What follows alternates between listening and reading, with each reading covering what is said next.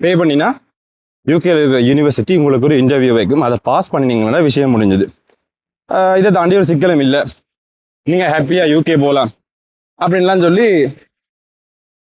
அந்த பிள்ளையை mind wash பண்ணி எப்படியோ முதல்ல ஒரு 15,000 கட்டியாச்சு. அடுத்தது யூகே காசுக்கு பெறுமதியில் 7,000 பவுண்ட்ஸு கிட்ட நெருக்கி, சரி 7,000 இல்லை 10,000 பவுண்ட்ஸு கிட்ட நெருக்கி 10,000 பவுண்ட்ஸு கிட்ட நெருக்கி பே பண்ண வச்சுக்கிறாங்க. ஒரு காசுக்கு சரியாக சொல்லணும்னா 45 லட்சம் 45 லட்சத்துக்கு கிட்ட பே பண்ண வச்சுக்கிறாங்க. அப்படின்னு பார்த்தீங்கன்னா சிம்பிள். இப்போ அந்த யூனிவர்சிட்டியின் பேரில் ஒரு லிங்க் அனுப்பியிருக்கிறாங்க, வெப்சைட் லிங்க். உங்களுக்கு தெரியும், இந்த ஃபிஷிங் சாஃப்ட்வேரில் வந்து வெப்சைட் டிசைனிங்கில் ஃபிஷிங் ஒன்று இருக்குது சைபரில். ஸோ ஃபிஷிங் மெத்தட்ன்றது வந்து சேம் அதே மாதிரி இருக்கிற ஒரு வெப்சைட்டை அவங்க டெவலப் பண்ணி ஆக்களுக்கு அனுப்பி அதில் இந்த கிரெடிட் கார்டு இன்ஃபர்மேஷன் எல்லாத்தையும் ஸ்டீல் பண்ணுவாங்க. அந்த ஒரு விளையாட்டு நடக்கிறது.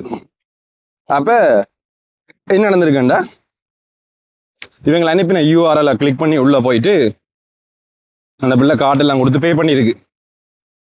பே பண்ணோன்னா ஓடிபி கேட்கும். ஓடிபிக்கு கொடுக்க அவங்கள அங்கே எடுத்து இந்த அக்கௌண்ட்டுக்கு காசு மாற்றினாங்கன்றது சரி யாருக்குமே தெரியாது.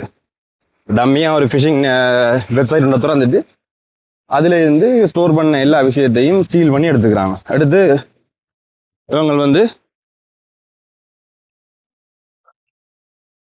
ஸ்டீல் பண்ணி எடுத்து இவங்க கார்டு டீட்டெயில்ஸ் எடுத்துட்டு ஃபுல்லாக எடுத்துட்டு முடிச்சுட்டாங்க. அப்போ 10,000 பவுண்ட்ஸை வந்து பே பண்ணியாச்சு. இந்த பிள்ளை நம்பிக்கொண்டு இருந்தது என்னென்னா, தான் யூனிவர்சிட்டிக்கு தான் பே பண்ணுறேன், இப்போ ரெண்டுக்கும் பே பண்ணலாம் நம்பிக்கொண்டு இருந்திருக்குது. இவங்க அனுப்பி லிங்கை பார்த்துட்டு ஓகே யூனிவர்சிட்டியின் அட்ரஸ் எல்லாம் இருக்குது, லோகோ எல்லாம் இருக்குது, ஜெனியூன் நினச்சிட்டு பே பண்ணிட்டு இங்கே இருக்கிற எந்த ஒரு சைட்டுமே தான் மோஸ்ட் ஆஃப் த சைட்ஸ் வந்து முடியும். யூகேல இருக்கிற இதுகள் .com ஒன்று முடியாது, .co.uk முடியும். அதே முறைக்கா யாராச்சும் அப்ளை பண்ண போறீங்களாண்டா அதே முறைக்கா செக் பண்ணுங்க வடிவா 100 தரம். ஒரு வெப்சைட் ஒன்று நார்மல் அனுப்புறானண்டா, ஓகே உங்களுக்கு ஒரு யூனிவர்சிட்டி கார்டிஃப் ஒரு யூனிவர்சிட்டி அனுப்புறானண்டா, அதில் லிங்க் அனுப்புறானா டேரெக்டாக அந்த லிங்கை கிளிக் பண்ணி போக வேண்டாம். நீங்கள் கூகுளில் சர்ச் பண்ணுங்க Cardiff payment method and Cardiff university enrolment payment method இல்லாட்டி அட்மிஷன் பேமெண்ட் சொல்லி தேடினீங்கன்னா ஆட்டோமேட்டிக்காக வரும். அதில் கொண்டே பே பண்ணலாம். ஓகே, அப்போ அந்த யூனிவர்சிட்டி வந்து ஒரு மெயில் அனுப்பியிருக்கு, இப்போ காசு பே பண்ணோன்னே உங்களை வந்து மெயில அந்த மெயில வந்துருக்குன்னா நீங்கள் வந்து கண்டிஷனலாக வந்து காசு பே பண்ணியிருக்கிறீங்க, கிட்டத்தட்ட 10,000 பவுண்ட் பே பண்ணியிருக்கிறீங்க. ஸோ உங்களுக்கு வந்து நெக்ஸ்ட் ஒரு இன்டர்வியூ நடக்கும். எல்லாம் ஷெடியூல் பண்ணுவாங்க அந்த இன்டர்வியூ. நார்மலாக இத்தனையாம் தேதி டீம்ஸில் இல்லாட்டி ஸ்கைப்பில் நடந்தது, இப்போ டீம்ஸில் இல்லாட்டி இதில் நடக்கும். அப்போ அந்த இன்டர்வியூவை ஃபேஸ் பண்ணியிருக்கிற பிரிட்டிஷ் லைஃப்ல ஒரு ஆள் தான் இன்டர்வியூ பண்ணியிருக்கிறார். யாரை ஒருத்தனை இங்கே ஹையர் பண்ணி எல்லாம் கேள்விகள் 30 பவுன் கொடுத்து 5 பிச்சைக்காரனும் கேள்வி வைப்பான். சரி சார், இப்போ நிறைய பேருக்கு வந்து ஊரில் இருக்கிறாங்களுக்கு என்னென்னா, இந்த இங்கிலீஷ் ஆங்கிலம் வந்து ஒரு அறிவு, அது அது அது அறிவு, அது அப்படித்தான் நினைச்சு கொண்டு இருக்கிறாங்க. அறிவு ஒரு நாலேஜ் அண்டு அதுக்கும் இதுக்கும் சம்மந்தம் இல்லை. வந்து ஒரு மொழி, அதை தாண்டி அது அறிவில்லை. அது ஒரு மிக முக்கியமான விஷயம், அதை தெரிஞ்சு சொல்லணும். ஏன்னா எங்கே இருக்கிற பிச்சைக்காரனுக்கும் இங்கிலீஷ் தெரியும், ஆங்கிலம் தெரியும். ஒரு 10-20 ரூபான்னு கொடுத்தா 2 ஹவர்ஸுக்கு வந்து இங்கிலீஷில் ஒரு மீட்டிங்கில் காய்ச்சிட்டு போவான். இல்லாட்டி பிச்சைக்காரனுக்கு பேர் வாங்கி கொடுத்துட்டு வந்து இங்கிலீஷில் காய்ச்சிட்டு போனாலும் காய்ச்சிட்டு போவான். ஸோ மக்களுக்கு அது தெரியாது, அதான் பிரச்சனை. சரி, ஓகே, அது ஒரு விஷயம் இருக்கட்டும். அவர் தான் இங்கிலீஷ்காரனத்தை இன்டர்வியூ பண்ணியிருக்கான். பண்ணினோடனே அங்கே இருக்கிறாங்களுக்கு ஓகே இங்கிலீஷ்காரங்களாம் இன்டர்வியூ பண்ணுறான், அப்போ சரியாக தான் இருக்கும், ஓகே பிரச்சனை இல்லை. இப்போ சின்ன கொஸ்டின் தான் கேட்டுருக்கிறேன். யூகேண்டா என்ன, யூகே எத்தனை நாடு இருக்குது, யூகே என்ன கரன்சி, நான் அப்படி சின்ன கேள்வி எல்லாத்துக்கும் கூட சொன்னோன்னா எனக்கு மெயில் வந்துட்டு உங்களுக்கு எல்லாம் இன்டர்வியூ ஓகே ஆகிட்டு நீங்கள் வந்து விசாக்கு அப்ளை பண்ணலான்னு மெயில் வந்துச்சு. மெயில் வந்த கையோட என்ன செஞ்சுருக்கிறா, ஓகே எல்லாம் சக்ஸஸ், நாங்கள் வந்து அடுத்ததாக விசாவுக்கு தான் போகணும்னு நினச்சிட்டு வெயிட் பண்ணி கொண்டு வந்துருக்கிறா. இந்த ஏஜென்சி வந்து அதுக்குரிய தகவல்களை அடுத்ததாக வழங்குவேன்.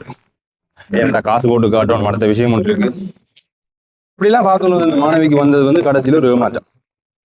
என்னென்னா மீனாக்காட்டு படித்து கட்ட படிக்கணும் அப்படின்னு நினச்சிட்டு ஒரு கனவோடு இருக்கிற ஆளை அந்த ஏஜென்சி வந்து முழுதாக ஏமாத்திட்டு விஷயம் தெரிய வரவே அவை கிட்டத்தட்ட 2 கிழமைக்கு மேல் எடுத்துட்டு. அப்படி விஷயம் தெரிய வந்தோடனே அவை செஞ்ச விஷயம் என்னென்னா, அதுக்கு பிறகு தான் வெளிப்படையாக ஆக்களுக்கு சொல்ல தொடங்கினோம். அதுக்கு முழுவதுக்கும் சொல்லல, தாங்கள் இப்படி அப்ளை பண்ணிக்கிறோம் படிக்கிறோம்.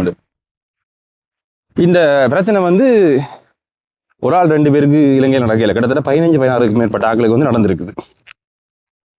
அப்ப இது நாங்கள் நல்லா விளங்கிக் கொள்ளணும். இங்க வாரத்துக்கு வழிகள் இருக்கு, இல்லைன்னு இல்லை, வந்து நல்லா உழைக்கலாம், இல்லைன்றும் இல்லை. ஆனா யாரோ ஒருத்தன் பிளைண்டா சொல்ற சில விஷயங்கள் நம்பாதீங்க. நம்பி முழுத ஆராயாமல் ஒன்றுக்கு இறங்கி காசை நிறைய இழக்காதீங்க. ஏனென்றா இங்க வந்து உழைச்சு கொள்ளலாம், இல்லைன்னு இல்லை. ஆனா அங்க இருந்து காசை விட்டு ஏமாந்தா உழைக்கிறது சரியான கஷ்டம். ஸோ எப்பயுமே ஒரு ஜெனின் வேயில போக பாருங்க. ஜெனின் வேண்டு நான் சொல்றது என்னென்னா, இப்போ நீங்கள் காசு போட்டு காட்டுறதா இருந்தாலும் நம்பிக்கை நாக்கள்கிட்ட இந்த மாதிரி விஷயங்களை செஞ்சு கொள்ளுங்க. அதை தாண்டி ஒரு ஏஜென்சி உங்கள்ட்ட சொல்ல வர விஷயம் என்னென்னா, காசு தான். கஸ்டமர் உங்களுக்கு வந்து ஒரு சாமான விற்கணும், அவ்வளோதான் யோசிப்பான். ஏதாவது ஒரு யூனிவர்சிட்டியை தனக்கு கூட லாபம் பாரு யூனிவர்சிட்டி உண்ட உங்களோட தலையில கட்டி வித்தானண்டா, ஓகே, அது ஒரு விஷயம். அடுத்தது கொஞ்சம் பேர் யூனிவர்சிட்டியே இல்லாமல் இப்படி விளையாட்டில் விட்டு போயிடுவாங்க, அது ஒரு இன்னொரு விஷயம். ஸோ இதுகளை பார்த்த பிறகு தயவு செஞ்சு நிறைய பேர் வந்து இப்படி ஏமாறாமல் ஒரு சரியான ஆட்கள்கிட்ட ஒரு அட்வைஸ் கேட்டுட்டு அதுக்கு பிறகு நீங்கள் அதில் உங்களோட இன்வெஸ்ட்மெண்ட், படிக்கிறதுக்கு ஒரு இன்வெஸ்ட்மெண்ட், சரி ஓகே அதை இன்வெஸ்ட் பண்ணுங்க காசு. என்னென்னா நிறைய பேர் ஏமாறது வந்து இங்கே இருக்கிறார்கள், நிறைய பேருக்கு அதிர்ச்சி விட்டுறதா இருக்குது அங்கே இருக்கிறார்கள் ஏமாறது. ஏன்டா இருக்கிறார்களை பொறுத்த வரைக்கும் அங்கே ஒரு அறிவான சமூகம் தான் இருந்தோன்னு இருக்குன்னு நினைச்சோன்னு இருக்கிறாங்க. அப்போ அதுக்கேற்ற மாதிரி இருந்தோம்டா சரியா இருக்கும்.